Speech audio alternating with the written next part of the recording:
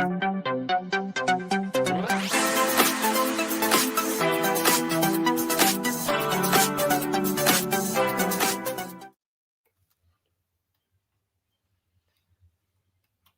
you need sleepers for week 13 post-Thanksgiving, we have got you covered. Sam and I will each give you our 3 favorite sleepers for the week.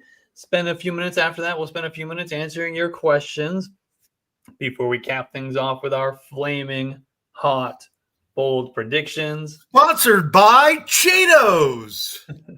Sam, let's kick it off with you. Who is your first sleeper?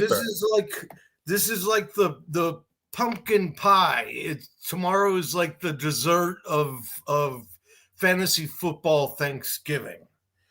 And if you're like a lot of people, you're down big from those Thanksgiving games, because there were some pretty crazy performances. I'm going to start off. Most of mine are going to be relative to what guys have done lately. So we're not digging super deep here, but we are still digging to lesser rostered people. So I'm going to start off with a guy that I swore I would never do several weeks ago, and that is Bam Knight from Arizona. Bam! Bam! As you all know, probably by now, Trey Benson was not activated. He is out for Sunday. Emari DeMarcado is still banged up. For that matter, Bam Knight is too. He's got a little bit of a knee issue, was practice mostly limited this week, but he had that issue going into last Sunday as well. And still played and still, I mean, he didn't knock the stats off the sheet or anything, but he did an admirable job filling in, and surprisingly was targeted out of the backfield more often than I expected him to, especially with Michael Carter involved. So let me just tell you, Bam Knight has only been active for the last 6 games. In 4 of those games, he's had double-digit carries. That goes all the way back to before Halloween. It's usually in the 10 to 12 range. I think he had one that was 14 or 15. But let me tell you his last 2 games. Against San Francisco, he had 14.5 fantasy points because he found the end zone and had 4 catches. And that's, pretty much double what his projection was on most of the platforms that you'll find him on. And then against Jacksonville, also 13.2 points, almost double the projection, because once again, he found the end zone, and once again, he caught 4 more balls out of the backfield. So he's got 4+ targets in 3 straight games. And I lean into that because not only is he going to get to carry the ball, but, a lot of times the sleepers we choose are guys that maybe they won't get a lot of play on the ground, but you figure they'll be playing catch up, and in the aerial game, maybe they'll make up for it. With Bam, you've got the best of both worlds. I mean, his ceiling is still low if they shut down the run, but his ceiling is also extremely high. If he runs for another like 50 yards or something like that and tacks on 4 catches on top of that, and certainly he's obviously the goal line option down there. So, and this field will be stretched out a little more with the likelihood that Marvin Harrison is playing. and the newfound faith in Michael Wilson as well. I think Arizona might actually challenge in this game for once, which we haven't been really expecting of lately, but they've been putting up fantasy points for us. So I think Bam Knight is a good one to go grab, and he's only rostered in like 30% of leagues.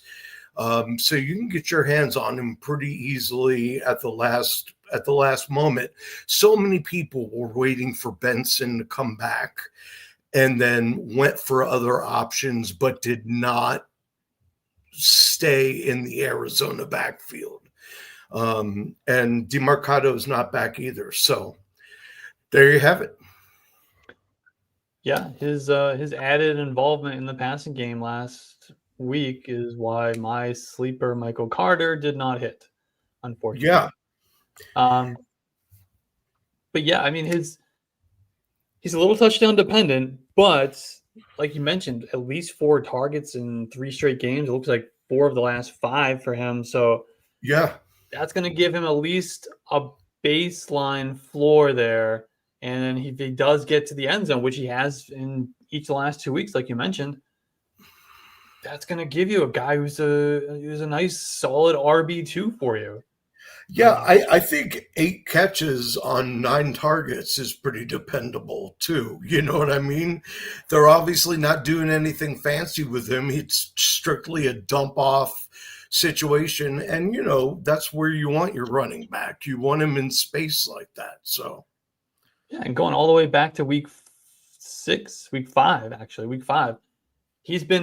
he's had just 1 week where he's been outside, not at least an RB3 or better. 1 week. Mhm. It doesn't feel like that because it's Bam Knight, but just 1 week where he was not inside the top 35 running backs.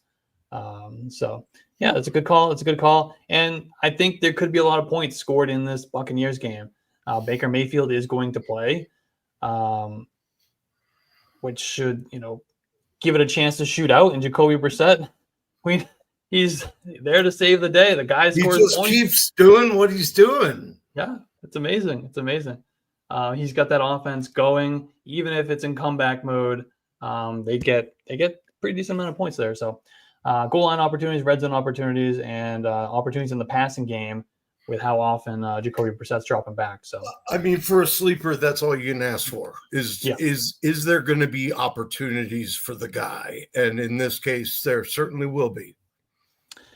Well, speaking of opportunities, I am going to stick with the running back position. I'm going to go with Kenneth Gainwell as my first sleeper this week. Kenneth Gainwell, he has been hot over the last 2 weeks. He was RB5 2 weeks ago against the Bengals with 105 total yards and 2 touchdowns. Then he was RB9 last week with 122 yards from scrimmage against the Bears. He's played more than 50% of the snaps in each of the last 3 games as the Steelers' backfield becomes more of a 2-man committee between Kenneth Gainwell and Jalen Warren, RIP Caleb Johnson.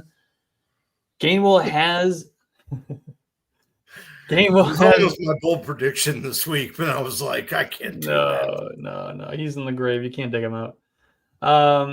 Kenneth Gainwell has carried at least 19 times over. He's carried 19 times over the last 2 games and has really expanded his role in the passing game with 14 targets over the last 2 and at least 5 targets in 3 of the last 4. And remember when I called Sean Tucker's big breakout game a few weeks ago? Remember the opponent for that game, the Bills? Mm-hmm. No, who was that? It was the Bills. It was the Bills, yeah. And guess who the Steelers get this week? Those same Buffalo Bills. The Bills have allowed the 3rd most rushing yards per game, the most rushing touchdowns per game, and the 3rd most fantasy points per game to the running back position this season.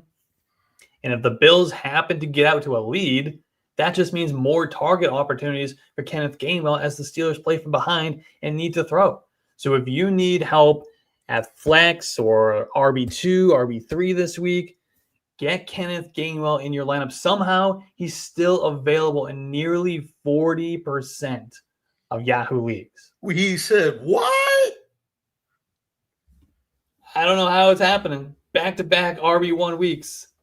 He's still out there. He's still out there. And I will say that my prediction from last week, it was not actually one of my player picks, but I did casually mention that I thought Jaylen Warren would still walk right into the same volume he had before he got hurt. And he did.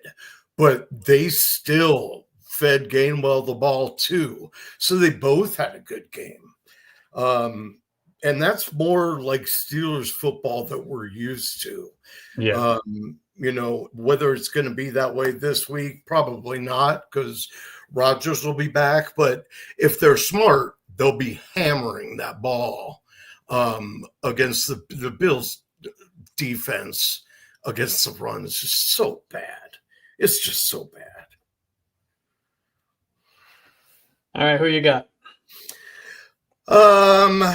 Well, I'm trying to decide here. I'm kind of flying by the seat of my pants, Alex. I'm not going to lie to you. But I do particularly like Jaleel McLaughlin from Denver. Now, everybody was waiting for RJ Harvey, and Jaleel was the forgotten man while Dobbins was still there. But you saw what happens. As soon as Dobbins went down, they said, we need another big body back there. And that's Jaleel. That's not, Bidet, whatever. But tomorrow, I don't know. But McLaughlin last week, or rather before the bye, it was against Kansas City, and he put up 8.5 points, largely because he scored a touchdown, but he had 20 yards rushing, got some carries, got one reception out of the backfield, carried the ball 6 times. And in this situation, I think they probably would have used him more had it not been the Chiefs, and had the Chiefs, who are pretty tough against the run. It's not like they're the best, but they're not exactly middle ground either. It's a tough matchup. This time around, however, RJ Harvey's legs are going to get so tired from running the ball against the Washington Commanders that Jaleel McLaughlin is going to have to spell him sometimes. And I look for McLaughlin to have a little bit more of a role out of the backfield, as he did even before Peyton got there. He's an accomplished pass catcher. He's certainly not bad at it. I was surprised to see him only get one attempt or one reception last week on one target. But here's the other upside. The other upside to this, they're playing the Commanders. Commanders are getting McLaurin back. They're going to have Debo. I know they opened the window on Noah Brown. I don't know if he's all right. Jaden Daniels is not going to play, but Mariota has been doing pretty admirably in his stead. So there is a chance for points to be scored in this game. And, Bo Nix and company they're going to hang with them. What I like here about Jaleel is you also have the upside of the possibility of garbage time. If the Broncos whoop the Commanders, which honestly, I think they probably will, because I don't think the Commanders can figure out the Broncos defense or aren't strong enough to capitalize. But that leaves a certain opportunity for garbage time. If they're up, 2 touchdowns in the fourth quarter, I don't think you're going to see a lot of RJ Harvey at that point. I think you're going to see a lot of McLaughlin and maybe then Bidet tomorrow. But but yeah. So I'm feeling Jaleel. I actually have him in several of my lineups where there are multiple flexes that I'm trying to fill, and I've got all these injuries. I'm actually playing Jaleel in a couple leagues this week, and I'm here to recommend that you do too. All right. Yeah. I mean, when J.K. Dobbins went out, I was curious to see who was going to be the RB2 behind RJ Howard, because most of the year, Julian McLaughlin's been a healthy He's scratch, been inactive. Yeah. And it turns out that it's looking like it's because Tyler Bidet plays more in special teams and Julian McLaughlin does not, because as soon as they needed an RB2 to step up, they turned to Julian McLaughlin. Now, they both have the same number of snaps on offense, Bidet and McLaughlin, in that game against the Chiefs. However, McLaughlin was the one getting any touches. Bidet had one target, no carries. So it seemed, at least based on that game, that they are going to go with Julian McLaughlin as the RB2 with J.K. Dobbins out of the picture now. Yeah, all right. So I'm going to – do you have something else to add? Well, I was just going to say, I don't think it's strictly a backup or handcuff situation either. I think he's going to get – I think he's going to get 10 touches in this game. So, for what it's worth, that's pretty good volume for the RB2 of a team. Yeah. All right, I'm going to go back to another one. Who knows? We don't know. All right, I'm going to go back to another running back, and then I'll have a receiver for my third sleeper. I'm going to go with Devin Neal of the Saints. So with Alvin Kamara out this week and Kendre Miller on IR, Devin Neal, he's going to be the RB1 in New Orleans. I liked him coming out of Kansas this year. He's a versatile running back. He's very productive in college. And last week when Kamara left early, Devin Neal was the only Saints running back to see the field. He carried the ball 7 times, but did most of his damage as a receiver out of the backfield. He turned his 7 targets into 5 receptions for 43 yards, which was third on the team. Can I interject real quick? Please. Why didn't they do that with Kamara all season? Like, Kamara was not getting passes the whole season, and that's his bread and butter. And then they bring in Devin Neal, and they're like, yeah, keep throwing the ball to him. Because Kamara's a cloud of dust at this point, all right? I don't think he is. He's a dust ball. He's throwing him the ball. He's a dust ball. But I think part of it is that with a quarterback like Tyler Shuck compared to Spencer Rattler liked to chuck it down the field. Tyler Shuck doesn't always push the ball down the field. So being able to catch those checkdowns and comeback mode could be where Devin Neal makes his money in this game. And case in point, Tyler Shuck, he has targeted running backs 15 times over just the last 2 weeks. And while the Dolphins, their opponent this week, the Dolphins have improved from where they were earlier in the season. Very much They've so. Still allowed the 4th most rushing yards per game, the 7th most receiving yards per game by running backs, and the 11th most fantasy points per game to the running back position this season. So the matchup is good. The opportunities should absolutely be there. I like the talent. And Devin Neal is still only rostered in 57% of leagues.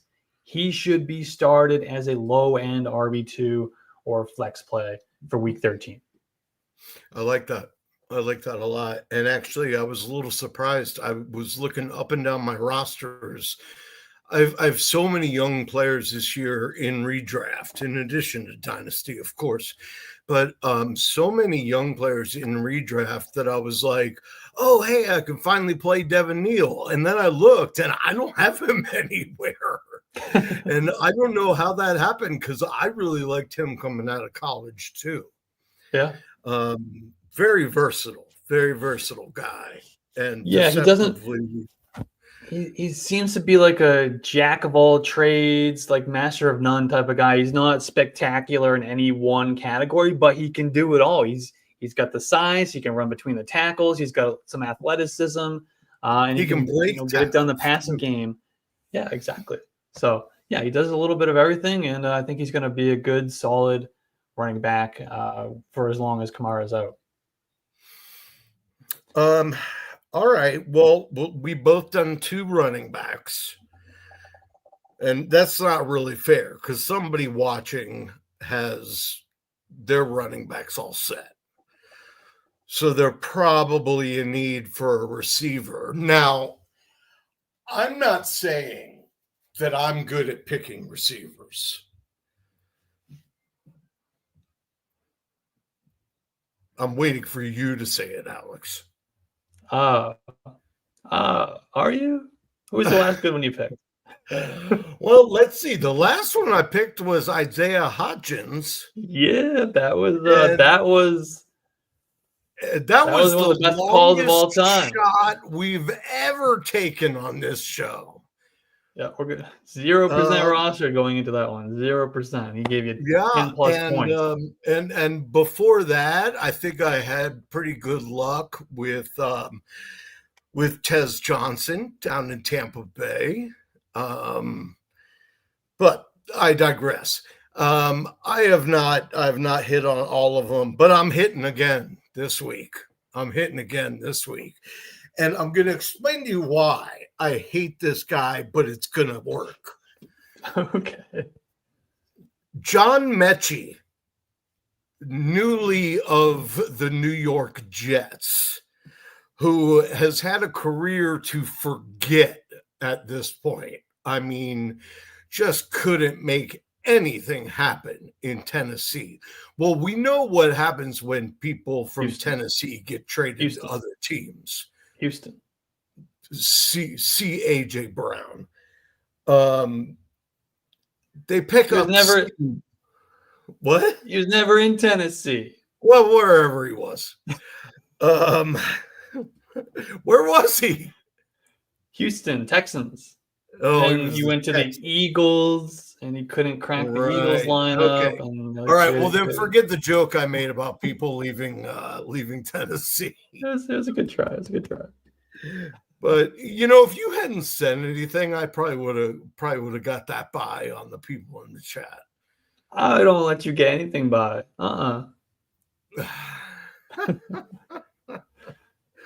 What? Why is Muggs Games putting all G's in the chat? I don't know. He's spamming the chat. I don't know what's Is he going on. leaning on his keyboard or? Yeah, Muggs with 2 G's. Yes, I know Muggs. Okay. All right. So say no more.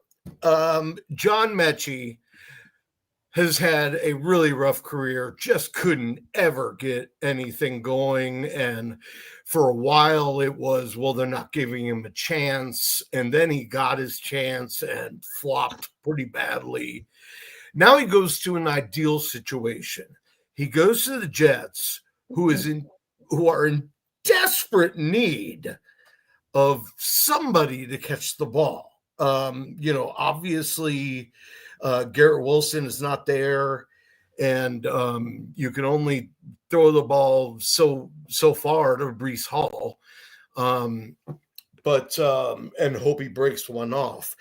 But Mechie stepped right in, and in his last 2 weeks, his projected points on platforms, which I don't usually buy into, but it's kind of fun to put it this way. His projected points against the New England Patriots, 1.73. John Mechie scored 13.5 PPR points in that game. The very next week, maybe people thought they figured it out. They were like, okay, 5.4 points against Baltimore because their defensive backfield is no good. And he scored 18.5 points last week. I mean, it's the proof is in the pudding. This is just a case of when someone is hot, when you found somebody hot, the chances are they're getting hotter. It's not going to be short-lived. They're not just filling in for an injury for 1 week. I can see John Mechie being the number one for this team for whatever that's worth, going the rest of the season. And since Fields has been sat down in favor of Tyrod Taylor, that actually that's better for the receivers. He's far more accurate. He's not an amazing passer. He's not throwing 60-yard bombs, but he's accurate and he's a game manager. And obviously he has built a trust with Mechie in the last 2 weeks. Mechie's got 10 targets. He's caught 9 of them, a total of 110 yards and 2 touchdowns. That's in 2 weeks. So if he doesn't get double-digit points tomorrow, I'll be absolutely flabbergasted. I won't know what to make heads or tails of that. So what do you think? Do you hate it? No, I don't hate it. I hate him for ruining my my Adonai Mitchell call last week. Oh. But no, he's stepped right in and he's performed. And for everything that I talked about with Adonai Mitchell last week, it translates right to John Mechie. Sounds like he's the guy instead. Tyrod Taylor, like you mentioned, he brings just competency to that passing game. He's not, he's no superstar quarterback. He's not going to throw for, 400 yards or anything, but he can complete a forward pass. Unlike what they're dealing with Justin Fields before that. So ride the high end. I also want to mention that, this was really a case of people not looking further into the stats, but people loved to say earlier this season how good Atlanta was against the pass. Part of it is because Atlanta was they were always losing. And so the other teams just started running the ball and running the ball and running the ball. And lately, Atlanta has stunk against the pass. I mean, they've gotten burned by numerous teams of late. And do I think Tyrod Taylor can get 2 touchdowns out of him? I think so. All right. I like it. All right, I'm going to hit you with another wide receiver for my third sleeper. And I do have a tight end for my bold predictions, so we'll hit all positions tonight. I have a quarterback. Oh, there we go. We're going to hit them all. Essentially, I had a hard time cutting my list down to just 3 sleepers, so I just took one of them and used them as my tight end for my bold prediction. All right, so my last sleeper, though, is going to be Shamir DK of the Titans. Is it DK? Yes. It's not DK. Dyke? It's DK. This is Alex is like, he knows all the pronunciations. I used to think I did until I met him. Yes, and it drives me crazy. Actually, I'm not 100% sure on the first name. Some people call him Chimray, other people call him Shamir. So I'm going with Shamir. I don't know what it is. And I should have prepared because I hate when people pronounce names wrong. But we're going to go with Shamir. Nobody's paying attention to him, though, because he's on the Titans. The Titans are awful, dreadful. Yeah, they are. But Shamir DK is quietly having a breakout in the second half of his rookie season.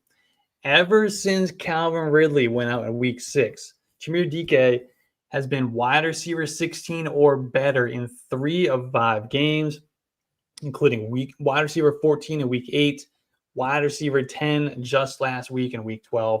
He's led the team in routes in 2 of the last 3. And with Alec Eyemaner out last week, DK led the team with 7 targets. He had 5 catches for 44 yards and a touchdown, equaled out to 21.4 fantasy points. And DK is an absolute playmaker. He's got 4.34 speed. He's been terrorizing opponents on special teams. In fact, when I was doing some research preparing to talk about him for this show, I discovered that while I knew Shamir DK was killing it in the return game, I didn't realize he is actually on pace to set the NFL single season record for most all-purpose yards. It's been held by Darren Sproles since 2011, and DK is on pace to break it. He's on pace for 2,720 all-purpose yards. And while I know most leagues don't reward return yardage, it just highlights how explosive he is, how dangerous he is with the ball in his hands. So go ahead. Do you have any idea what Kevontae Turpin's trend is for all purpose? I don't. Because he had a couple decent games of receiving earlier this season, but I know it's mostly special teams. But sorry, I digress. I was just curious. Yeah, I'll look it up while we're answering questions. But yeah, so while it feels gross putting any Titan in your lineup, I do like DK as a sleeper this week. He gets a Jaguars defense that is middle of the pack against the pass this season. Should get plenty of opportunities, especially if Alec Iamaner is out again in week 13. I think it hinges largely on Iamaner, don't you? To a degree, I think his upside certainly will be higher if Iamaner is not out there, but he was right up there in routes and targets right before Iamaner went out. So he was trending upwards anyway.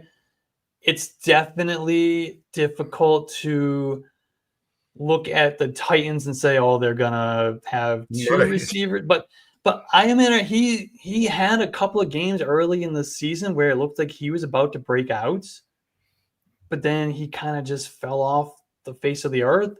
And I think DK is the one who's emerging. So I'm comfortable playing him. If I need a sleeper, I'm comfortable playing him even if Iamaner's out there. All right. So. Is that Shamir? What was it? Shamire. Shamire? I don't know. Shamara DK. All right, let's get to God bless you, Chucks. Let's get to our some of our questions before we get to our bold predictions. Yeah, actually. I think there's a lot in there. Well, I'm trying to scroll past all the G's. Damn it, Muggs! Well, there were some even before the G's. I know. I'm trying to get past the early. I deleted all the G's. All right, no more G's. Did you ban him? Yeah, I kicked him out. Don't put too many G's in our chat or you get banned. I think he was a bot. I don't think he's actually watching. I think he's know. He's spamming us or something. Nobody comes in and hits a bunch of G's. All right. Let's get to some of these questions. And then we do like to remind people, if we don't get to your questions, we do have a start sit show that we'll do on Sundays about 12:15, 12:20. We go all the way up to kickoff and answer all of your questions. We don't miss any of them. Every single question. Every single question. Let's get this one from Jacob. Flex, Khalil Shakir, Devin Neal, Tyrone Tracy, PPR. Not Tyler and Tracy. Who are the Bills playing? The Bills are playing the. They're playing. We just talked about them. The Steelers. Yeah. Ooh. I think I would go Khalil Shakir. He's been hot.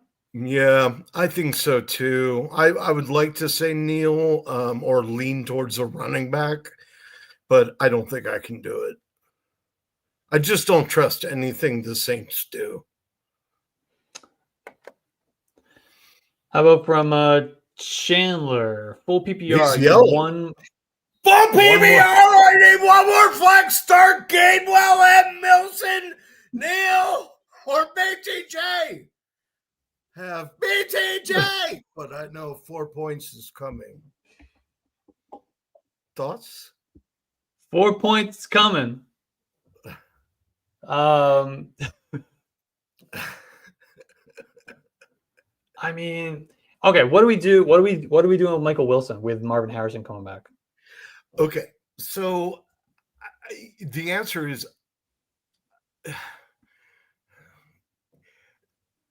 I don't know. Yeah, I don't know either. Here's the thing. Well, I'm gonna play him in several leagues this week, even with Harrison coming back. Now, there was also 1 or 2 leagues where I had to choose one or the other, and I'm playing Marvin, obviously. I think that, as always, and stop me if you've heard this one, the problem in Arizona was always the quarterback. Do I think that Jacoby Brissett can sustain a tight end and 2 wide receivers? I do, because we even saw Dortch kind of pop up a little bit in the last couple weeks. So I think Wilson is I think he can be counted on for double digits. I do. Is he better than Marvin Harrison? I don't think so. I can't start Wilson over Harrison. I just can't do it. I just mean as an NFL wide receiver, is Michael Wilson better than Marvin Harrison? No. Okay. How about from Chucks? Start 2 between Emeka Egbuka, Rico Dowdle, and Tetaroa McMillan. Wait, did we give him an answer on that last one? I don't think so. Hold on. We'll just talk about it and then you can guess. Wait, he didn't really ask. He just asked. He said thoughts. So we gave our thoughts. No, there's an or in there. All right, who are you going with? Gainwell, Wilson, Neal, or Brian Thomas Jr.? Forget the name. Forget the name, Brian Thomas Jr. Pretend he's just a random.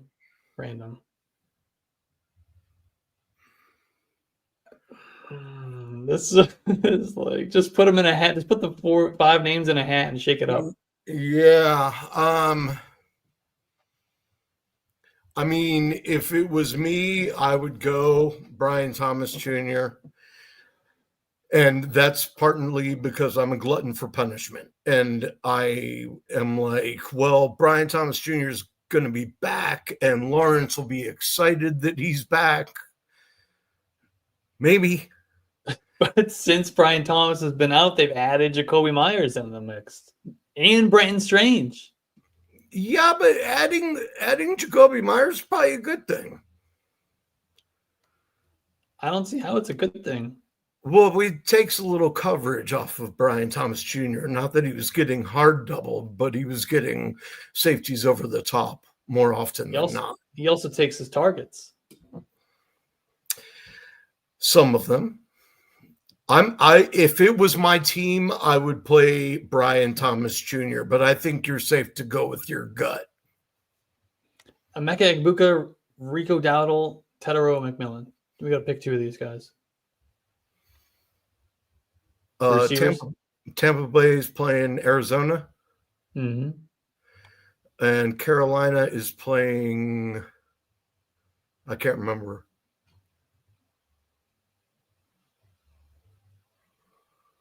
Rams. Play the receivers. Yeah. Yeah. Becca and T-Mac. How about Kamani Vidal or Bucky Irving? Well, if Bucky Irving actually plays, then it's him. Without a question, in my mind. Without a question. Yeah, I mean, look, for all intents and purposes, from what we've heard through the grapevine, is that once he was about ready to play, I guess it was taking a toll on him mentally, not being out there.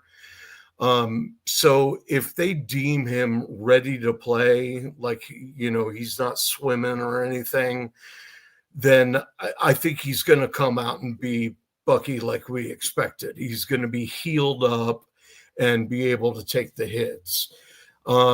Vidal, after that first big blow up, has been nice, but not enough for me to put him over somebody that, I mean, we were all riding really high on before he got hurt.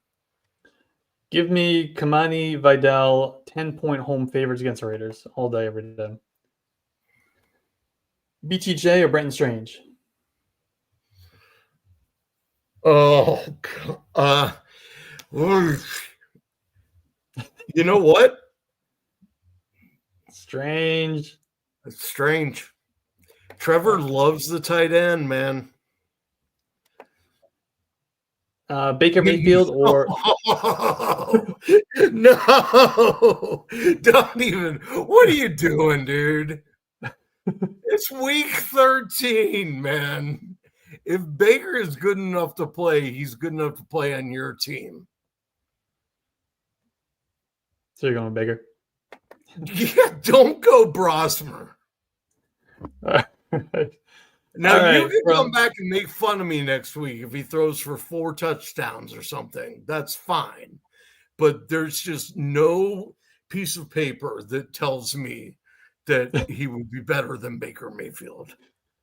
All right. Liati Coco 2291 is asking for Reviver. Should I start Mooney or Jaden Higgins for flex? Should I start Mooney, Higgins, Tootin, or Godwin? Or should I pick up Bam Knight and start him? Okay.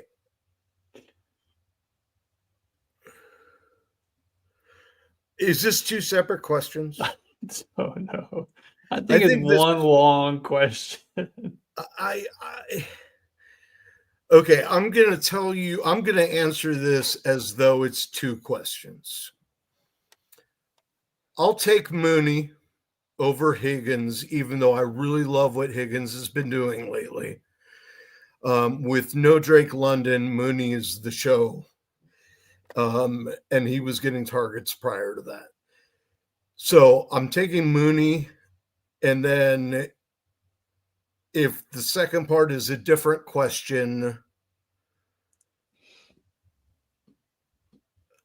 this is the same question. Now he's just adding on Tootin or Godwin or Bam Knight. Yeah, to the Mooney. Yeah, Mooney. Aaron Jones, Kamani Vidal, or Cortland Sutton. This one's from Bryce. Show me the Mooney.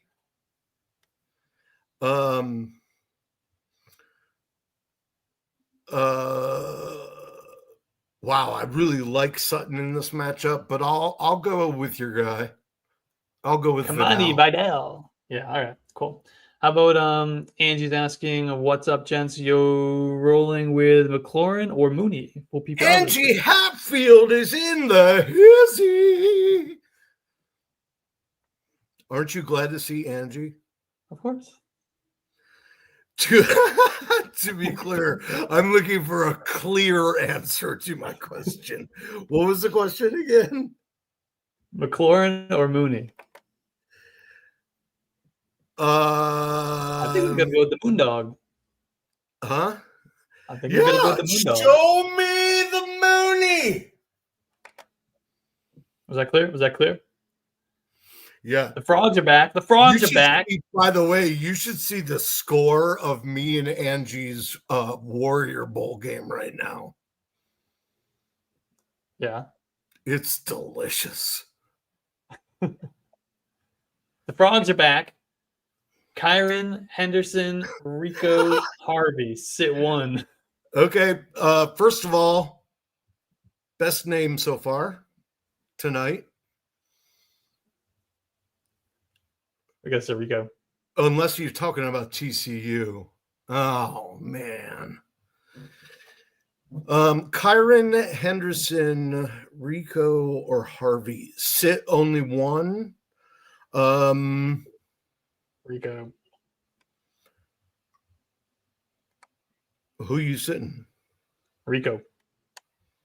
Really? Against who? Yeah. Oh, Rams. The Rams. Yeah. Yeah, I would sit Rico. He started losing some work last week to Chuba Hubbard. I don't know if that's going to be a one-off or what's going on with that, but started losing some work there. Chuba started eating to his workload a little bit more than he had been. And it's a really tough matchup. The Rams have been devastating for running backs. Yeah. Curly head Noah. Curly head. Dowdle or Neal. Oh, God. I think this one I would still go Rico Dowdle. Yeah, I'm going Dowdle on this. And the only reason I say that is because even though the Rams have been really nasty against the run, Rico Dowdle's had some performances against a couple defenses that he had no business having. It's not enough for me to gamble the house on it, but. All right. That's the end of our questions. What do you got for a bold prediction? My bold prediction. This might be my boldest of the year. Ooh.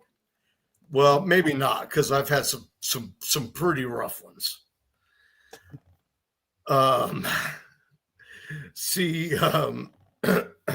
What's the receiver's name from Kansas City? I don't even remember.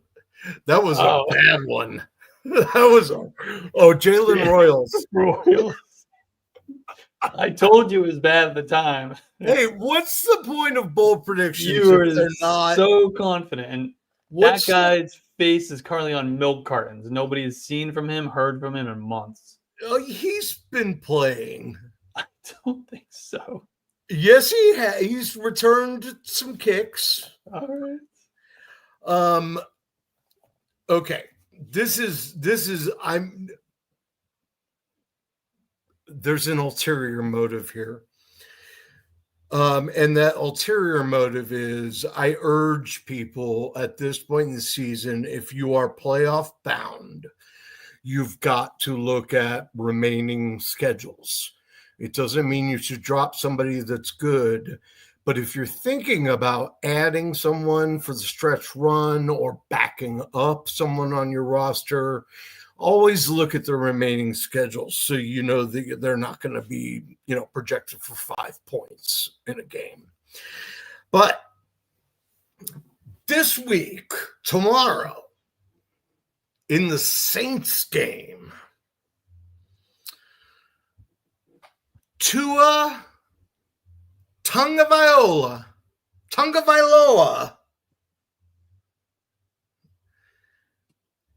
is going to finish in the top 5 of quarterbacks this week. Now, I know you haven't heard much from him lately, but he has had some pretty good performances, like when he ate up Atlanta, which was really, really ugly. I'm not even a Tua fan, but he's still got an overall ranking of 58th. He's only rostered in 20% of leagues. That's largely because of inconsistency. And you might say to me, Sam, it seems like the Saints have trouble stopping the run and they're better against the pass. And I would say, you're correct. But what if they get all hyped up to try to stop a chain this week? That's what I'm looking for. He's still going to get his. But Tua's going to have such a good week that then you're going to look further down the line and see that he has the Jets, Pittsburgh, Cincinnati, all in his playoff schedule, it's worth rostering as a backup. That's all I got. It's sponsored by Cheetos. All right. That's good. It's a good one. I like it. All right. I'm going to go to the tight end position for my bold prediction. I'm going to go with a guy who missed a lot of the year with injury, but he's been really good when he's been out there. And it's been a little weird. He's led the team in receiving in 3 of 5 healthy games. Has he missed 4 games? I don't know how many he's missed, but he's missed probably more than that, actually. 4 for 59 performance, 6 for 61, 6 for 45, 5 for 93. Their receiving core has completely underwhelmed this year. Any touchdowns? I don't believe he scored any touchdowns yet, which is what has held him back. That's why he's still available in a lot of leagues still. That's why he's a little weird. It's a little bit of a weird take here. Angie, we're safe. So my prediction is we're going to get a top 6 tight end rest of season from here on out from Brenton Strange.